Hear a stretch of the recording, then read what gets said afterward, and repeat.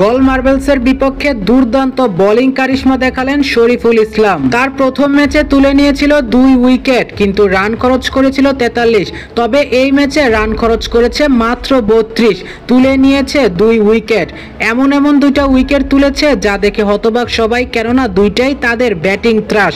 একজন হচ্ছে অধিনায়ক নিরোশান ডিকয়লা, আরেকজন বানুকার রাজাপাকসা। 4 ওভারের মধ্যে 1.5 ওভার ডট বলই করেছে শরীফুল, অর্থাৎ 24 বলে 11 বল ডট করেছেন তিনি। শরীফুল যখন বল করছিল তাদের ইংলিশ ব্যাটার অ্যালেক্স হেলস একটা বলও যেন বুঝতে পারছিল না, কোনোটা তার বডিতে এসে লাগছে তো কোনোটা ব্যাট পেরিয়ে কিপারের কাছে চলে যাচ্ছে।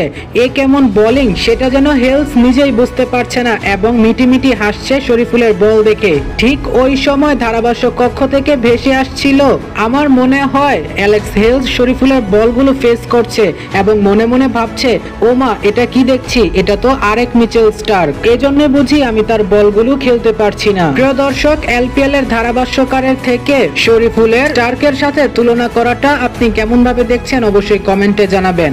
অবশ্যই এটা গর্বের বিষয় আমাদের জন্য।